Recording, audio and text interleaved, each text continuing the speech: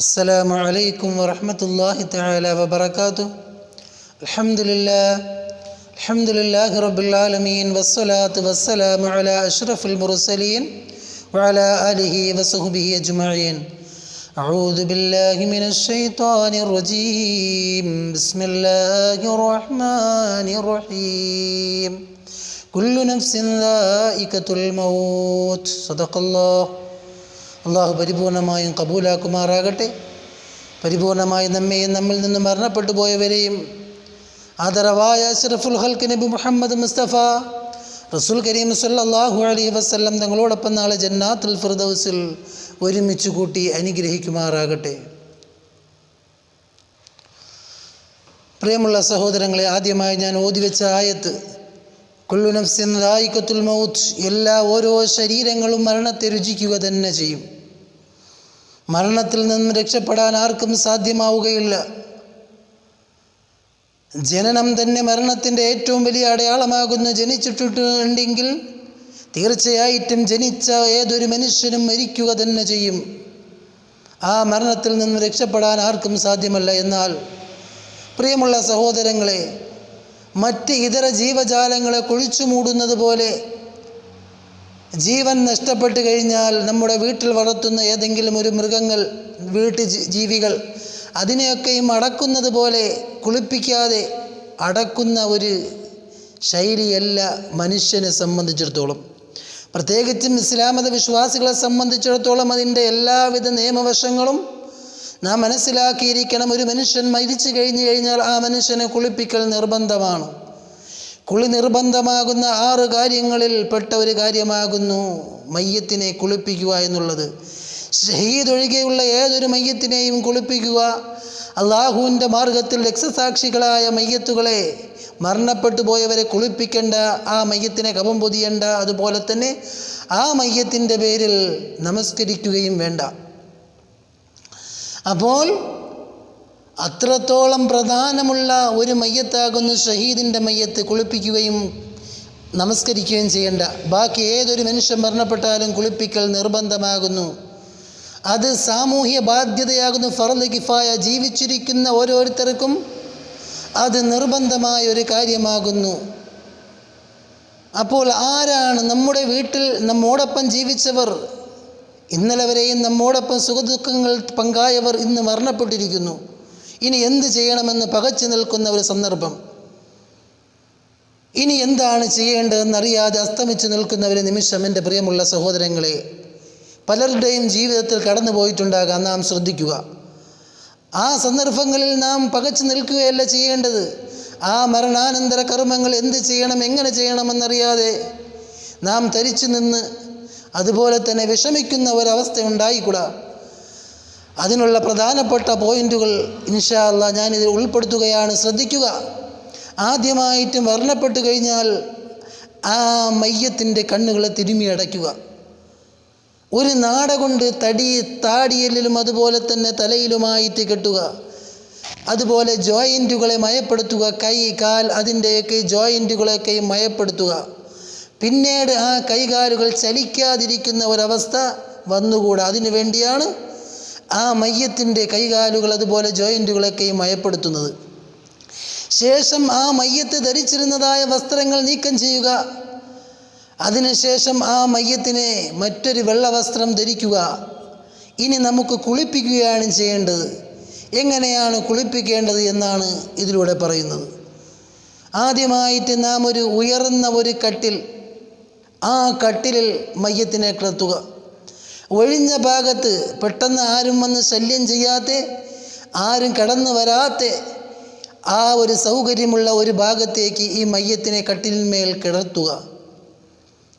ആ കുളിപ്പിക്കാൻ നിൽക്കേണ്ടത് ആരൊക്കെയാണ്?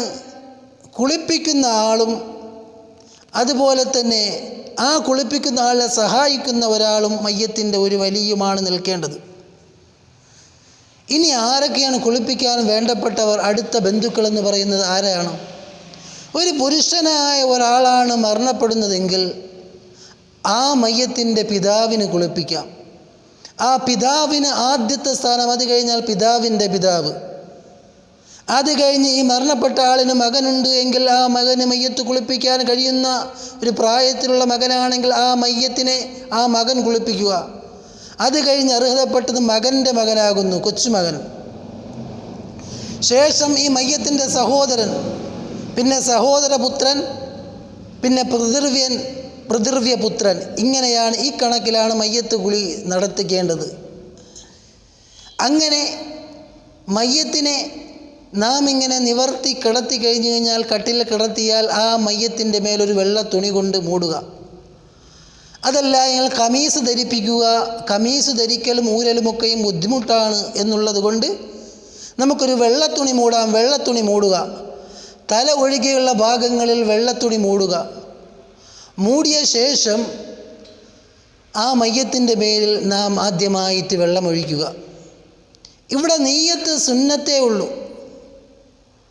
ഈ മയ്യത്തിനെ ഞാൻ കുളിപ്പിക്കുന്നു, ഈ മയ്യത്തിൻ്റെ മേൽ ഫർളായ കുളിയെ ഞാൻ കുളിപ്പിക്കുന്നു എന്ന് നിയ്യത്ത് ചെയ്യൽ കുളിപ്പിക്കുന്ന ആളിന് സുന്നത്തേ ഉള്ളൂ. അത് ഫർളല്ല, നിർബന്ധമല്ല. പ്രത്യേകം ശ്രദ്ധിക്കുക. അപ്പോൾ ഈ മയ്യത്തിൻ്റെ മേൽ ഇട്ടിരിക്കുന്ന ആ തുണിയുടെ മേലായിട്ട് വെള്ളമൊഴിക്കുക. എപ്പോഴും നാം ശ്രദ്ധിക്കേണ്ടത്, മയ്യത്ത് ഒരു കാരണവശാലും നഗ്നമായി പോകരുത്. നഗ്നമായി പോകുന്ന ഒരവസ്ഥ മയ്യത്തിനുണ്ടാകാൻ പാടില്ല. നാം കുറ്റക്കാരായിത്തീരും.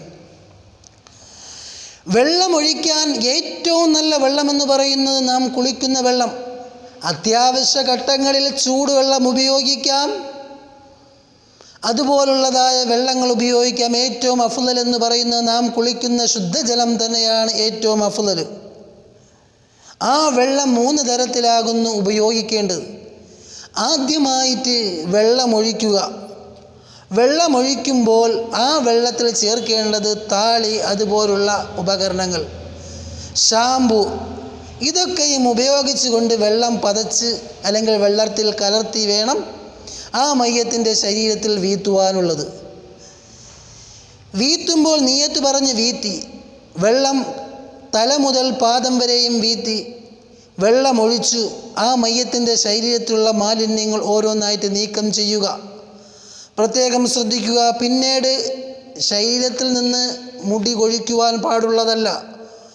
നഖം വെട്ടാത്ത ഒരാളാണ് എങ്കിൽ, മയ്യത്ത് നഖം വെട്ടിയിട്ടില്ല, നഖം വളർന്നിരിക്കുന്നു, ഒരു കാരണവശാലും ആ മയ്യത്തിൻ്റെ നഖം വെട്ടാൻ പാടുള്ളതല്ല. പ്രത്യേകം ശ്രദ്ധിക്കുക. അതുപോലെ തന്നെ ശരീരത്തിലുള്ള ഒരു രോമവും മരണപ്പെട്ട് കഴിഞ്ഞാൽ നീക്കാൻ പാടില്ല. വെള്ളം ഒഴിച്ചു കഴിഞ്ഞാൽ, ശരീരം മുഴുവനും വ്യാപിച്ച് വെള്ളം ഒഴിച്ചു കഴിഞ്ഞാൽ ശരീരത്തിലുള്ള മാലിന്യങ്ങൾ ഓരോന്നായിട്ട് ഇങ്ങനെ നീക്കം ചെയ്യുക. ഏറ്റവും പ്രധാനമായിട്ട് ശുദ്ധീകരിക്കേണ്ടുന്ന ഒരു പ്രധാനപ്പെട്ട ഒരു ഭാഗമാകുന്നു, എല്ലാവരും ശ്രദ്ധിക്കുക. മയ്യത്തിനെ നാം നമ്മുടെ വലത് കൈ കൊണ്ട്